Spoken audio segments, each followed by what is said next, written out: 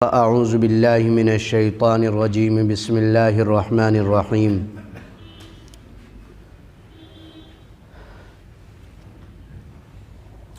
ان اللہ یحب المقسطین صدق اللہ مولانا العظیم وصدق رسولہ النبی الکریم۔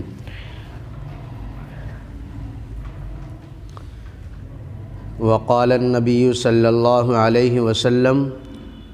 کلکم راع وکلکم مسئول عن رعیتہ او کما قال علیہ الصلاۃ والسلام۔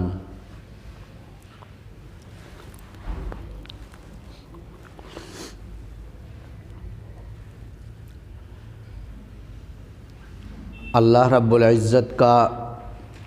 بے انتہا شکر و احسان ہے کہ اللہ رب العزت نے ہم کو یہ زندگی عطا فرمائی ہے۔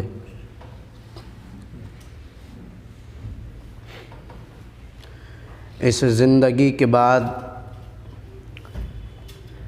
ایک دائمی زندگی اور ہے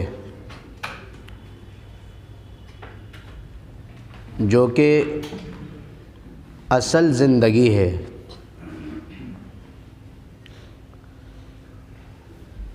لیکن اس زندگی کا حساب و کتاب اور اس زندگی میں جو اللہ رب العزت نے انسانوں پر ذمہ داری فرائض عائد کیے ہیں،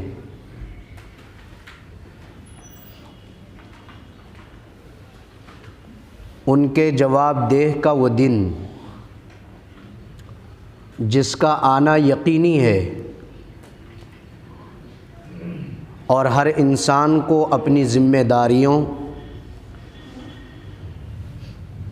اپنے فرائض کا مکمل حساب و کتاب دینا پڑے گا۔ وہ میدان محشر اور حشر کا دن ہے۔ اس دن کی وحشت ناکیوں اور ہول ناکیوں کا قرآن پاک کی بے شمار آیتوں اور احادیث مبارکہ کی کثیر روایتوں سے پتہ چلتا ہے کہ وہ دن کتنا ہیبت ناک، کتنا وحشت ناک اور کتنا لرزا دینے والا دن ہوگا۔ یہی وجہ ہے کہ روایات میں آتا ہے، اللہ کے پیارے حبیب جناب محمد مصطفیٰ صلی اللہ علیہ وسلم نے ارشاد فرمایا کہ جب حشر کا دن بپا ہوگا تو اس میں سورج کو انسانوں کے سروں سے صرف 1 میل یا 2 میل کے فاصلے پر رکھا جائے گا، جس کی وجہ سے انسان اپنے اپنے اعمال کے اعتبار سے خوف، دہشت اور پسینے میں ہوگا، حتیٰ کہ بعض ٹخنوں تک تو بعض گھٹنوں تک، بعض سینے تک تو بعض سر تک، حتیٰ کہ بعض ایسے بھی ہوں گے جو اپنے پسینے میں تیر رہے ہوں گے۔ ایسے خطرناک اور پرآشوب حالات میں 7 قسم کے لوگ ایسے ہوں گے جن کو اللہ رب العزت اپنے عرش کا سایہ عطا فرمائے گا، جبکہ اس کے سائے کے علاوہ کوئی اور سایہ وہاں موجود نہیں ہوگا۔ اللہ رب العزت ان 7 آدمیوں کو ایسے وقت میں اپنے عرش کا سایہ عطا فرمائے گا۔ عرش کا سایہ کیا ہے؟ آج کی زبان میں آج کے حالات کو مد نظر رکھتے ہوئے اگر ہم اس کی معمولی سی تعبیر بھی نکال سکتے ہیں، اس کو کسی چیز سے تشبیہ بھی دے سکتے ہیں، تو یہ آج کے اعتبار سے ایئر کنڈیشن اور اے سی کے مانند اس کو کہا جا سکتا ہے۔ جیسے آدمی شدت کی گرمی پڑ رہی ہو اور ٹیمپریچر گرمی کا اتنا بہت زیادہ ہو رہا ہو کہ انسان کو کہیں بھی چین اور سکون اور راحت نصیب نہ ہوتی ہو، ایسے حالات میں اگر ایک دم سے بادل آ جائے، سورج چھپ جائے، ٹھنڈی ٹھنڈی ہوائیں چلنے لگیں اور انسانوں کو راحت نصیب ہو، تو ایک عام انسان کیا جانور بھی کتنی راحتیں محسوس کرتا ہے۔ اللہ رب العزت سورہ نساء کی آیت نمبر 57 کے اندر ارشاد فرماتا ہے وَنُدْخِلُهُمْ ظِلًّا ظَلِيلًا، کہ ہم ان کو یعنی 7 ایسے بندے ہیں، ان لوگوں کو ہم ایسے گھنے سائے میں اور گنجان سائے میں داخل کر دیں گے کہ وہاں دھوپ تو کیا آفتاب کی شعاعیں بھی وہاں نہیں پہنچ سکتی، ان کو ایسا سایہ اللہ رب العزت عطا فرمائے گا۔ تو ظاہر بات ہے جب ایسے پرآشوب حالات میں اگر کسی کو راحت مل جائے تو وہ اللہ رب العزت کا کتنا شکر گزار اور نیک بندہ اور صالحین میں اس کا شمار ہوگا۔ انہی میں ان 7 بندوں میں جو اللہ رب العزت نے ذکر فرمایا ہے، ایک ہے الامام العادل، انصاف پرست حکمراں، انصاف کرنے والا حاکم۔ گویا کہ انصاف کرنے والا حاکم ایسا ہے کہ جس کو اللہ رب العزت اس دن عرش کا سایہ عطا فرمائے گا جبکہ اس کے سائے کے علاوہ کوئی سایہ نہیں ہوگا۔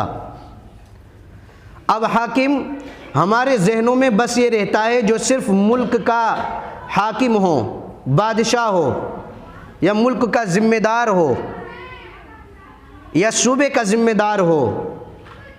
یا پھر علاقے کا ذمہ دار ہو، بس یہاں تک ہمارے جو حاکم کا مفہوم ہمارے ذہنوں میں رہتا ہے۔ لیکن میرے بھائی، حاکم کا مفہوم اس سے زیادہ کہیں اپنے اندر وسعت رکھتا ہے اور اس سے زیادہ اس کے کہیں معنی اور زیادہ مراد ہوتے ہیں۔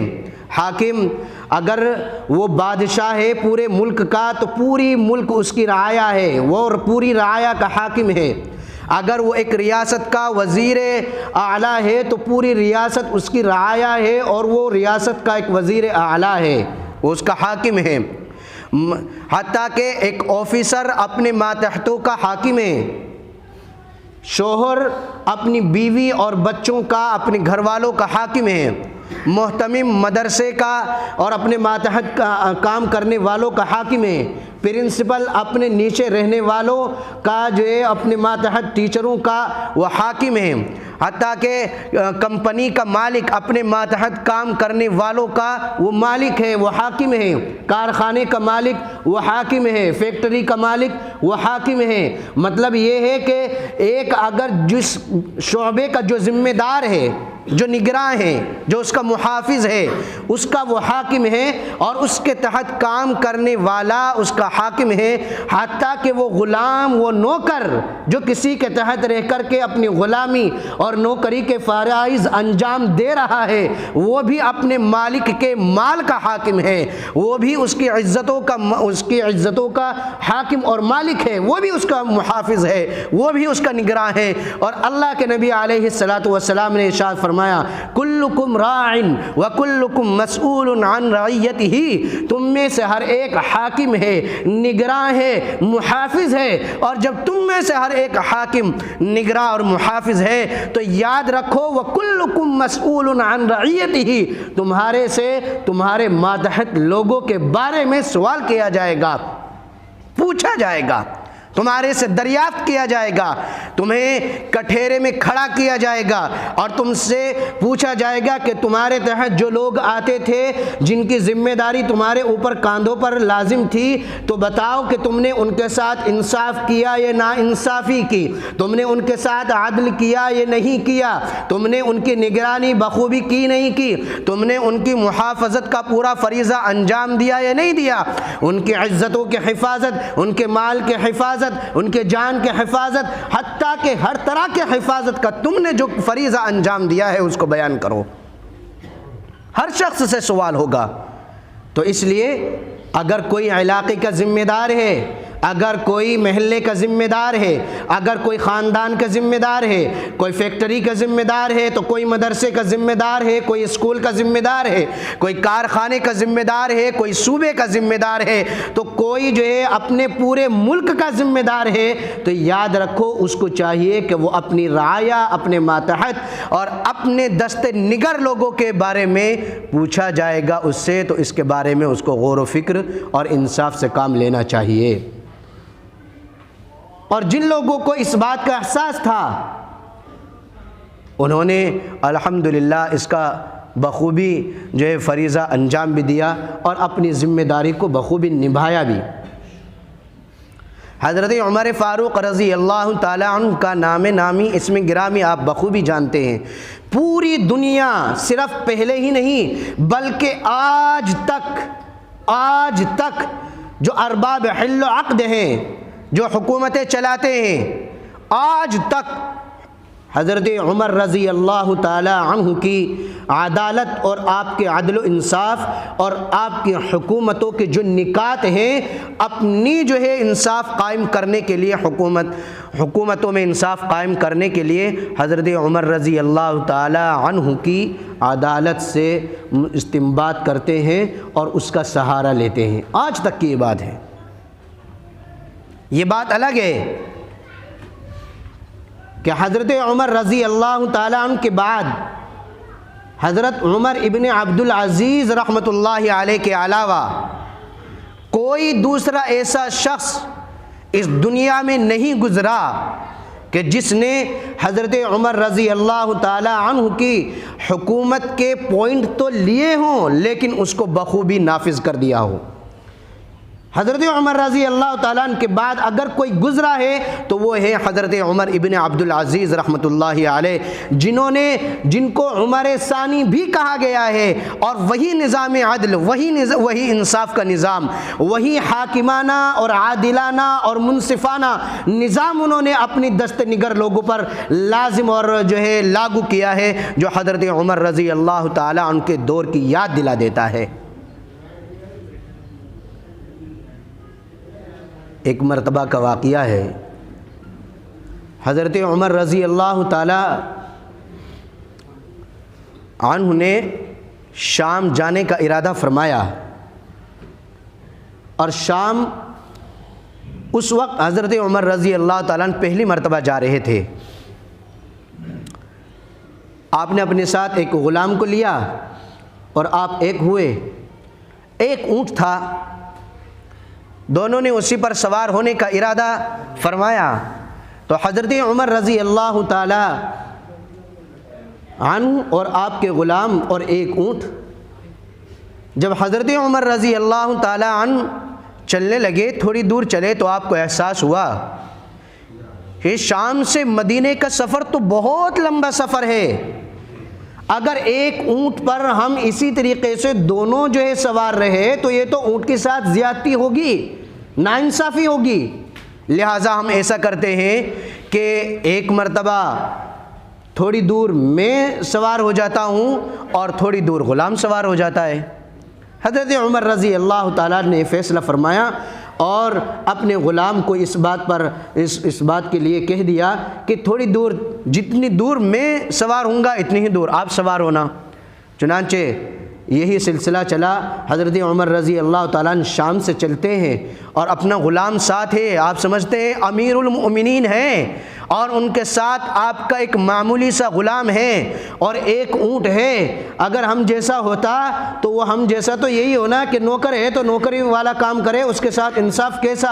آپ نے صرف اسی کے ساتھ نہیں بلکہ اونٹ کے ساتھ بھی انصاف کیا ہے، اس لیے کہ وہ بھی اللہ کی مخلوق ہے، جانور اگرچہ ہے لیکن اس کے ساتھ بھی آپ نے انصاف فرمایا۔ حضرت عمر رضی اللہ تعالیٰ عنہ چلے، آپ 5 میل آپ بیٹھے اور غلام اونٹ کی رسی پکڑ کر آگے آگے چلا۔ پھر باری آئی غلام کی تو غلام جو ہے وہ بیٹھا اور آپ 5 میل جو ہے رسی پکڑ کر کے آگے آگے جا رہے ہیں امیر المؤمنین، حتیٰ کہ شام میں داخلے کی نوبت آ گئی۔ جب شام میں داخلے کی نوبت آ گئی تو نوکر نے اور غلام نے حضرت عمر رضی اللہ تعالیٰ عنہ کے سامنے ہاتھ پیر جوڑے، آپ کی بڑی خوشامد کی، آپ سے وہ رویا گڑ گڑایا، آپ سے معافی مانگی، امیر المؤمنین دیکھو وہ سفر کا معاملہ تھا، انجان راستہ تھا، کوئی دیکھنے والا وہاں موجود نہیں تھا، اس لیے اگر ایسا آپ نے وہاں کیا تو جو ہوا وہ ہوا، لیکن اب شہر آنے والا ہے، یہاں لوگوں کا ہجوم ہوگا، یہاں شہر کے لوگ آباد ہیں، یہاں دیکھیں گے کہ امیر المؤمنین کون ہے، لہٰذا آپ خدا کے واسطے اونٹ پر بیٹھ جائیے اور رسی میرے ہاتھ میں دے دیجئے۔ حضرت عمر رضی اللہ تعالیٰ عنہ کے سامنے بڑی منتیں کی، بڑی خوشامدیں کی، حضرت عمر رضی اللہ تعالیٰ عنہ نے نہیں مانا اور فرمایا کہ کیا تو مجھ سے زیادہ طاقتور ہے؟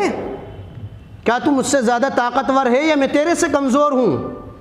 اگر تو مجھ سے زیادہ طاقتور ہوتا تو بات ہوتی، اگر یہ میں تیرے سے کمزور ہوتا، اللہ نے تجھے بھی طاقت دی ہے مجھے بھی طاقت دی ہے، لہٰذا چپ چاپ ہو کر کے اونٹ پر بیٹھ جا۔ حضرت عمر رضی اللہ تعالیٰ عنہ نے نوکر کو اوپر بٹھایا اور شہر میں داخل ہو رہے ہیں اور حضرت عمر رضی اللہ تعالیٰ عنہ اونٹ کی رسی پکڑے ہوئے ہیں۔ اور کیوں جا رہے ہیں آپ کو بتا دوں، یہ حضرت عمر رضی اللہ جا کیوں رہے ہیں؟ اس وجہ سے جا رہے ہیں کہ شام میں جب ایک قلعہ تھا اس کو فتح کرنا تھا، حضرت عبیدۃ بن الجراح رضی اللہ تعالی عنہ اس لشکر کے امیر تھے، یعنی کمانڈر ان چیف حضرت عبیدہ بن الجراح رضی اللہ تعالی عنہ تھے۔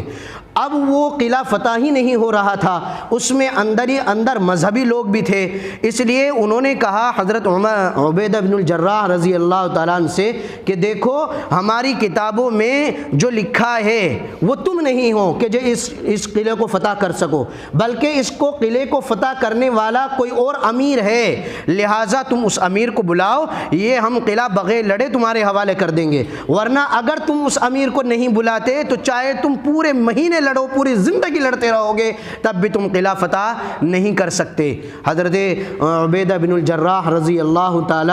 عنہ نے جو ہے اپنے لوگوں کو بھیجا اور حضرت عمر رضی اللہ تعالیٰ عنہ کو بلایا، اس لیے حضرت عمر رضی اللہ تعالیٰ عنہ جا رہے ہیں تاکہ وہ جو دیکھ سکیں۔ اب یہودیوں نے جن کے دست نگر وہ قلعہ تھا، جن کا قبضہ تھا، انہوں نے حضرت عمر رضی اللہ تعالیٰ عنہ کو دیکھا کہ وہ آپ رسی پکڑ کے آ رہے ہیں اور غلام جو ہے آپ کا اونٹ پر بیٹھا ہوا ہے، تو انہوں نے اپنی کتابیں اٹھائی، جن کتابوں میں انہوں نے اس کی نشانیاں پڑھی تھی کہ بیت المقدس اور شام کو فتح کرنے والا، فلسطین کو فتح کرنے والا ایک ایسا جو ہے حکمراں ہوگا اور ایک ایسا امیر ہوگا کہ جو خود جو ہے وہ اونٹ کی رسی پکڑ کر چل رہا ہوگا اور جو ہے اس کا نوکر اس کے اونٹ کے اوپر بیٹھا ہوا ہوگا۔ حضرت عمر رضی اللہ تعالیٰ عنہ کے پاس گئے، وہ جیسے ہی پاس گئے تو انہوں نے بتایا کہ یہ بتاؤ کہ تم میں سے امیر کون ہے؟ آیا اونٹ والا امیر ہے کہ اوپر بیٹھنے والا؟ سب نے بتایا کہ یہی امیر المؤمنین ہیں جو اونٹ کی رسی پکڑ کے بیٹھے ہوئے ہیں۔ چنانچہ حضرت عمر رضی اللہ تعالیٰ عنہ کو دیکھا اور دیکھتے ہی فوراً قلعے کو خالی کر دیا اور حضرت عمر رضی اللہ تعالیٰ عنہ کے سامنے اور آپ کے ہاتھ پر وہ قلعہ بھی فتح ہو گیا۔ جب قلعہ فتح ہوا تو وہ قلعہ اتنا بڑا تھا کہ حضرت عمر رضی اللہ تعالیٰ عنہ اس میں چلنے لگے تو نماز کا وقت ہو گیا۔ انہوں نے کہا یہودیوں نے کہ امیر المؤمنین آپ اس میں نماز پڑھ لیجئے۔ حضرت عمر رضی اللہ تعالیٰ عنہ نے کہا کہ نہیں، میں یہاں نماز نہیں پڑھوں گا، اس لیے کہ اگر میں نے یہاں نماز پڑھ لی تو مسلمان میرے نماز پڑھنے کی وجہ سے اس پہ اپنا دعویٰ بول دیں گے اور اب اس کو اپنا دعویٰ اس پر جو ہے ٹھوکیں گے۔ اس لیے حضرت عمر رضی اللہ تعالی عنہ نے وہاں نماز نہ پڑھی، بلکہ جس جگہ باہر جو ہے وہ کوڑیاں لگتی تھی آپ نے اس جگہ کو صاف کرایا اور اس جگہ کو صاف اور اچھی کرا کر کے وہاں نماز ادا کی۔ آج اس وقت وہاں حضرت عمر رضی اللہ تعالی عنہ کے نام سے مسجد عمر بنی ہوئی ہے۔ تو یہ حضرت عمر رضی اللہ تعالی عنہ ہیں، ایسے امام، ایسے عادل، ایسے امیر المؤمنین، ایسے حاکم کہ جنہوں نے اپنی رعایا کے ساتھ نہ صرف یہ کہ انصاف کیا بلکہ جانوروں کے ساتھ بھی انصاف کیا۔ اب یہاں انصاف حضرت عمر رضی اللہ تعالی نے جانور کے ساتھ بھی کیا، اپنے غلام کے ساتھ بھی کیا۔ اللہ نے اس انصاف کی برکت یہ رکھی کہ بغیر لڑے آپ کے ہاتھ پر قلعہ فتح کر دیا، پورا شہر فتح ہو گیا۔ کہ ہر شخص ذمہ دار ہے اور اس کو کل قیامت میں اپنی ذمہ داری اپنے ماتحت لوگوں اور اپنے نیچے جو اپنے دست نگر ہیں، اپنی نگرانی، اپنی محافظت میں رہنے والوں کے بارے میں اس سے کل قیامت میں سوال ہوگا۔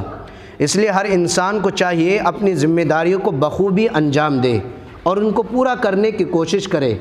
پھر ان کے برکات بھی انشاءاللہ اپنی آنکھوں سے دیکھے گا۔ باپ ہے اپنی اولاد کے درمیان میں انصاف کرے، حاکم ہے تو اپنے علاقے والوں کے بارے میں انصاف کرے، اگر علاقے کا ذمہ دار ہے، محلے کا ذمہ دار ہے تو ان کے بارے میں انصاف سے کام لے۔ رعایا کو چاہیے کہ اپنے حاکم، اپنے علاقے کے ذمہ دار کے بارے میں انصاف سے کام لیں۔ اسی طریقے سے آفیسر ہیں، ان کو چاہیے کہ اپنے ماتحت لوگوں کے بارے میں ذمہ داری کا پوری کریں، اور ماتحت لوگوں کو چاہیے کہ اپنے آفیسرز کی جو ذمہ داری ہیں، ان کی اطاعت ہے، ان کی فرما برداری ہے، ان کے احکامات کو وقتی طور پر اور بر وقت بجا لانا ہے، اس کو پورا کریں۔ ایک ایسے ہی حضرت عمر رضی اللہ تعالی عنہ کے ایک گورنر کا واقعہ، بڑا عجیب واقعہ ہے، آپ سنیں اور ہمیں سن کر کے اپنی زندگیوں کو سنوارنے کا تہیہ اور دل میں پختہ ارادہ کرنا چاہیے کہ اللہ رب العزت ایسی زندگی ہمیں بھی عطا فرما دے، ایسے حوصلے ہمیں بھی عطا فرما دے، ہمیں صرف باتوں کا کھلاڑی نہیں، صرف چرب زبانی نہیں، صرف جملوں سے اپنی باتوں کو سنوارنے والا نہیں، بلکہ حقیقت میں زندگی صحیح معنوں پر گزارنے والا اللہ ہمیں بنا دے۔ حضرت عمر رضی اللہ تعالی عنہ نے حضرت سعید بن عامر رضی اللہ تعالیٰ عنہ کو امیر بنایا، گورنر بنایا۔ حضرت سعید بن عامر رضی اللہ تعالیٰ عنہ کو ایک جگہ کا گورنر بنایا تو حضرت عمر رضی اللہ تعالیٰ عنہ کا کچھ دنوں کے بعد وہاں جانا ہوا جہاں گورنر بنایا تھا۔ آپ گئے، آپ نے اس علاقے میں جا کر کے جامع مسجد میں قیام فرمایا تو آپ نے جامع مسجد میں اعلان فرمایا کہ اس وقت تمام رعایا وہیں اکٹھی ہوتی تھی، اس لیے حضرت عمر رضی اللہ تعالیٰ نے سب کو اکٹھا ہونے کا حکم دیا۔ سب لوگ اکٹھا ہوئے تو سب سے پہلا ان کا سوال یہ تھا کہ تم مجھے یہ بتاؤ کہ تم نے اپنے گورنر کو کیسا پایا ہے، تمہارا گورنر کیسا ہے، کیا تمہارے پاس ان کی کوئی کمپلینٹ ہے، کیا تمہارے پاس ان کی کوئی شکایت ہے، کیا تم کچھ ان کے بارے میں کچھ کہنا چاہتے ہو؟ تو لوگوں میں سے مختلف لوگ اٹھے اور انہوں نے حضرت عمر رضی اللہ تعالیٰ عنہ سے کہا کہ امیر المؤمنین، کچھ گورنر کی کچھ شکایتیں ہیں۔ کیا شکایتیں ہیں؟ یہ حضرت عمر رضی اللہ تعالیٰ نے سعید بن عامر رضی اللہ تعالیٰ عنہ کو سامنے کھڑا کیا، میرے بھائی سامنے کھڑا کیا، ان کے بارے میں لوگ جو ہے کہہ رہے ہیں یہ ہے اصل جمہوریت، یہ ہے اصل جمہوریت، جس کو کہا جاتا ہے کہ ہر انسان کو یہ ایسی آزادی حاصل ہو کہ وہ اپنے معافی ضمیر، اپنے جو ہے اپنے بات کی اور اپنی بات کی آزادی کی، اپنی ہر چیز کی آزادی کی بھرپور طریقے سے اپنے معافی ضمیر کو ببانگ دہل اور جو ہے حکمرانوں کے سامنے، لیڈروں کے سامنے یا اپنے جو ہے ذمہ داروں کے سامنے اپنی حق بات کو کم از کم کہہ سکے اور پھر وہ بھی اس کو قبول کر سکے، یہ ہے اصل، اس کو کہتے ہیں جمہوریت۔ حضرت عمر رضی اللہ تعالیٰ نے کہا کہ بتاؤ کیا شکایتیں ہیں؟ ایک آدمی نے کہا کہ امیر المؤمنین سب سے پہلی شکایت ان کی یہ ہے کہ حضرت سعید بن عامر رضی اللہ تعالیٰ جب گورنر بنائے گئے تھے تو اس وقت فجر کی نماز کے بعد یہ بیٹھتے تھے، یعنی گویا کہ جنتا دربار لگتا تھا، تمام شکایتیں سنتے تھے اور جو ہے اس وقت فیصلے فرماتے تھے۔ لیکن اب حال یہ ہے کہ یہ جو ہے فجر کی نماز کے بعد بیٹھتے نہیں ہیں بلکہ چلے جاتے ہیں، اور چلے جانے کے بعد تقریباً آدھا دن کے قریب ہوتا ہے، 10-11 کے قریب بجتے ہیں تو یہ پھر تشریف لاتے ہیں اور پھر لوگوں کی باتیں سنتے ہیں۔ دوسری شکایت یہ ہے کہ یہ ہفتے میں ایک دن ملتے ہی نہیں ہیں، ہفتے میں ایک دن ملتے ہی نہیں ہیں۔ اور تیسری شکایت یہ ہے کہ یہ صرف رات کو جو وہ دن میں ملتے ہیں، رات کو یہ نہیں ملتے۔ اور چوتھی شکایت یہ ہے کہ یہ بہت زیادہ روتے ہیں۔ بڑا عجیب آپ نے گورنر بنا دیا ہے، بڑے درویش قسم کے، اور جو ہے بس ایسے ہی روتے رہتے ہیں ہر وقت۔ تو یہ شکایتیں ہیں۔ حضرت عمر رضی اللہ تعالیٰ عنہ نے حضرت سعید بن عامر رضی اللہ تعالیٰ عنہ برابر میں کھڑے تھے، فرمایا کہ گورنر صاحب بتائیے، اب آپ جواب دیجئے۔ یہی طریقہ ہوتا ہے، اگر کوئی آدمی ماتحت کے لوگ اگر ذمہ داروں سے شکایت کریں تو شکایت کرنا ان کا حق ہے، وہ کریں جو ان کو فیل ہو رہا ہے۔ اگر کوئی برائی دکھائی دے رہی ہے، اگر کوئی کمی نظر آ رہی ہے، اگر کوئی کچھ کے بارے میں کچھ کہنا چاہتے ہو تو ذمہ داروں سے اس کے بارے میں کہنا چاہیے۔ یہ جنتا کا حق ہے، یہ مقتدیوں کا حق ہے، یہ عوام کا حق ہے، یہ رعایا کا حق ہے، یہ دست نگر لوگوں کا حق ہے، یہ بیوی بچوں کا، کاریگروں کا اور کمپنی میں کام کرنے والوں کا، ہر طرح کا، یعنی جو جس کا ذمہ دار ہے جہاں کام کرتا ہے اس کو چاہیے کہ وہ ان کو اپنی شکایت درج کرائے۔ آج الحمدللہ اس پر عمل تو ہوتا ہے، لیکن کچھ ہوتا ہے، صورتاً ہوتا ہے۔ صورتاً یہ ہوتا ہے، اسکول میں جاؤ تو وہاں کمپلینٹ کی پیٹی لگی ہوتی ہے، مدارس میں جاؤ تو وہاں شکایت کا ڈبہ لگا ہوتا ہے، اور سرکاری دفتروں میں جاؤ تو وہاں کمپلینٹ کے ڈبے لگے ہوتے ہیں۔ یعنی کسی بھی دفتر، کسی بھی فیکٹری، حتیٰ کہ ہوٹلوں میں جاؤ اور ہوٹلوں میں آپ کو ایک وہ کاپی لے کر کے آتا ہے اور وہ آپ کے کتاب اس پہ کچھ لکھ دو، آپ کو کھانا کیسا لگا، آپ کو اچھا لگا یا نہیں لگا، آپ نے اس کو کیسا پایا کیسا نہیں پایا،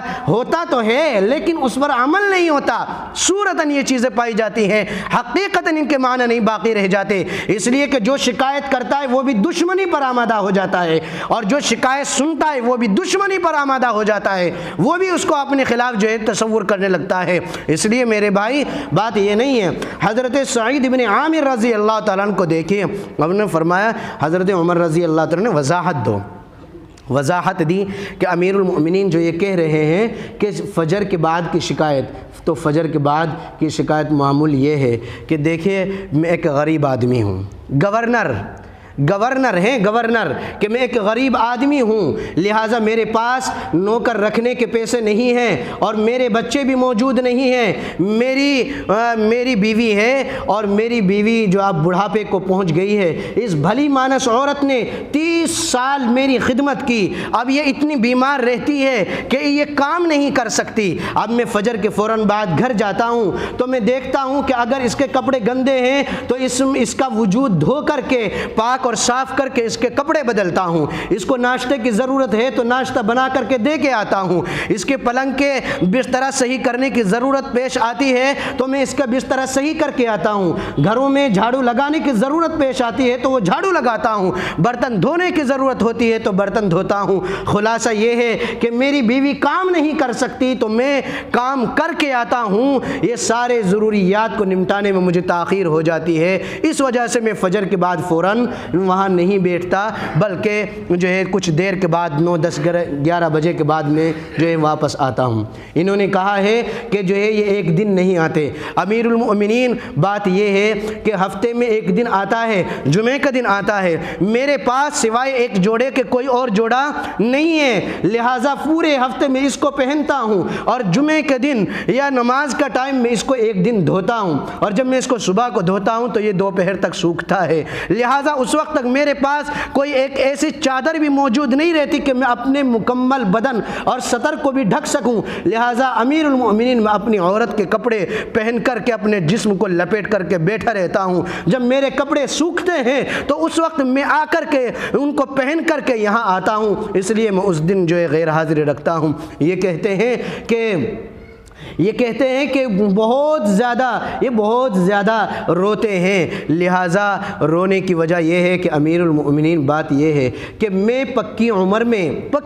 میں پختہ عمر میں نے ایمان قبول کیا ہے۔ 40 سال میری عمر تھی جب میں نے ایمان قبول کیا اور اس جو ہے کلمہ پڑھا ہے۔ اب جب مجھے وہ یاد آتی ہے کہ اگر اللہ رب العزت نے مجھ سے ایک دن کے گناہوں کا حساب لے لیا تو وہ 40 سال جو میں نے کفر کے حالت میں گزارے تو میں ان کا کیسے جواب دوں گا؟ میں ایک چیز کا جواب نہیں دے سکتا تو میں ایک 40 سال کی گناہوں کا جو ہے کیسے حساب دے دوں؟ امیر المؤمنین یہ میرے جوابات ہیں، لہٰذا میں نے آپ کو اپنی وضاحت دے دی۔ اب میرا یہ راز تھا، میں چاہتا، یہ کہتے ہیں کہ صرف دن میں باتیں سنتے ہیں اور رات میں جو ہے حاضر نہیں ہوتے۔ امیر المؤمنین بات یہ ہے کہ رات کو میں خالق کا حق ادا کرتا ہوں تو دن میں مخلوق کا حق ادا کرتا ہوں، یہ میری زندگی ہے۔ اب آپ جو مجھے سزا دینا چاہیں سزا دے دیں۔ میرے بھائی، یہ ہے وہ حکمراں، یہ ہے وہ گورنر، یہ ہے وہ ذمہ دار کہ جن کو اپنی ذمہ داری کا احساس تھا کہ جب معاشرے پر ایسا حکمراں، ایسا ذمہ دار، ایسا حاکم ہوگا تو پھر اس معاشرے میں بھی اہل اللہ اور نیک لوگ اور اطاعت گزار اور فرما بردار پیدا ہوں گے۔ جب ہمارے دلوں میں بھی اپنی ذمہ داریوں کا احساس جاگے گا تب ہمیں پھر رعایا بھی اطاعت گزار ملے گی، فرما بردار ملے گی۔ آج ہم نے صرف اپنی زندگی کو صرف چرب زبانی سے مزین کر رکھا ہے، صرف چند جملوں اور چند بنائے ہوئے جو ہے ڈائلاگ کے ذریعے سے ہم جو اپنی باتوں کو بول کر کے فارغ ہو جاتے ہیں، لیکن حقیقتاً ہماری زندگی یہ ہے کہ کوئی بھی باپ ہے تو اپنے بچوں کی ذمہ داری ادا کرنے کو تیار نہیں ہے، شوہر ہے تو اپنی بیوی اور بچوں کی ذمہ داری ان کا ادا کرنے کو تیار نہیں ہے، علاقے کا ذمہ دار ہے تو وہ اپنی ذمہ داری ادا کرنے کو تیار نہیں ہے، خاندان کا پردھان بننا چاہتا ہے، برادری کا ذمہ دار بننا چاہتا ہے، وہ بنے لیکن اس ذمہ داری کا کوئی احساس نہیں، کونسلر بنے گا لیکن جو ہے سب سے رشوت کھا کر کے تب بھی کام نہیں کرے گا، وہ ایم ایل اے بنے گا پورے علاقے کو لوٹے گا لیکن اس کا ذمہ دار نہیں ہے، ایم پی بنے گا تو سارے علاقے کا سارا فنڈ کھا جائے گا لیکن اس کی ذمہ داری ادا نہیں کرے گا، اور اوپر جائیے ایسے ہی چلتے رہیے اور پھر ہم کوشش کرتے ہیں کہ ہماری رعایا ہماری اطاعت گزاری کرے، کرپشن دور ہو جائے۔ کرپشن کیسے ختم ہوگا؟ جب حکمراں کرپشن ختم نہیں کریں گے تو عوام کرپشن ختم نہیں کر سکتی۔ اس لیے یہ صرف ان تک نہیں، اپنی نجی زندگی سے لے کر آخری زندگی تک اس کو اگر انسان سوچیں گے تب ہمیں احساس ہوگا کہ ہاں ذمہ داری کیا ہوتی ہے۔ اس لیے میرے بھائی، اللہ کے نبی علیہ الصلاۃ والسلام نے جو یہ ارشاد فرمایا کہ کل قیامت میں میدان محشر میں 7 خوش نصیب لوگوں میں ایک وہ شخص ہوگا جو انصاف کرے گا اپنے ماتحت لوگوں کے ساتھ۔ اگر ہمیں ان 7 خوش نصیب لوگوں میں داخل ہونا ہے اور اللہ تعالی ہم سب کو داخل فرما دے تو پھر ہمیں اپنی ذمہ داریوں کو بخوبی انجام دینا پڑے گا۔ اللہ تعالی ہم سب کو کہنے اور سننے سے زیادہ عمل کی توفیق عطا فرمائے۔